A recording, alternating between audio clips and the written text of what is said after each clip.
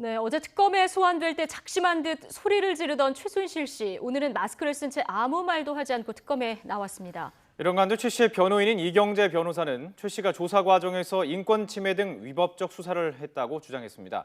취재 기자 연결해서 자세한 내용 들어보겠습니다. 김승환 기자. 네, 특검 사무실에 나와 있습니다. 네, 어제 최 씨가 소리를 지르면서 특검에 들어가는 모습이 하루 내내 화제였는데 오늘은 또 모습이 사뭇 달랐군요.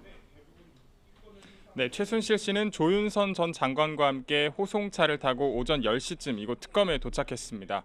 어제 작심한 듯 불만을 토로했기 때문에 다시 어떤 말을 하지 않을까 관심이 모아졌는데요. 하지만 최 씨는 호송차에서 내릴 때부터 마스크를 쓰고 있었고 취재진의 질문에 아무런 말도 하지 않았습니다. 어제 교도관들에게 끌려가면서 뒤를 돌아보며 소리치던 모습과 달리 오늘은 뒤도 돌아보지 않고 엘리베이터에 올라탔습니다. 특검은 최 씨를 상대로 딸 정유라 씨가 이대로부터 받은 학사 특혜 비리와 관련해 추궁하고 있습니다. 최 씨에 대한 체포영장 시한은 내일 오전까지인 만큼 앞으로 최 씨가 소환 조사를 계속 거부할 경우 다른 혐의로 또다시 영장을 발부받아서 조사에 나설 것으로 보입니다. 네, 조금 전에는 최 씨 측 이경재 변호사도 기자회견을 열었는데요. 관련 내용 전해주시죠.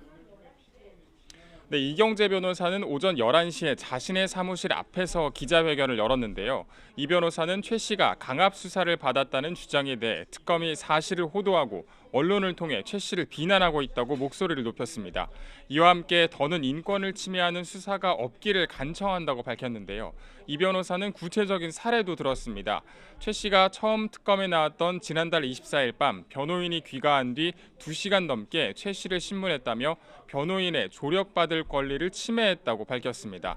이때 검사가 박 대통령과 모든 면에서 공동체라는 걸 자백하라고 여러 번 소리를 지르고 삼족을 멸하고 가족을 파멸하겠다는 발언을 하는가 하면 정유라 씨는 물론 손자까지 감옥에 가게 될 것이라며 고압적이고 강압적인 태도를 보였다고 말했습니다. 또 특검 관계자가 최순실은 도저히 용서할 수 없다고 말했다면서 최 씨에 대한 분노나 증오심으로 특검 업무를 수행하도록 국회가 위임하지 않았다며 조목조목 특검 측을 비난했습니다. 네, 이번에는 블랙리스트 수사 상황도 좀 알아보죠. 오늘 최순실 씨와 함께 조윤선 전 장관도 다시 나와서 조사를 받고 있는데요. 자, 이미 다른 사건으로 구속된 현기환 전 청와대 수석. 자, 오늘 특검에 나와서 조사를 받네요. 네, 말씀하신 것처럼 현기환 전 수석은 부산 해운대 LCT 사업과 관련해 이영복 회장으로부터 4억 원대 금품을 챙긴 혐의로 구속 상태에서 재판을 받고 있죠. 특검은 현 전 수석을 오늘 오후 2시에 참고인 신분으로 불러 조사합니다.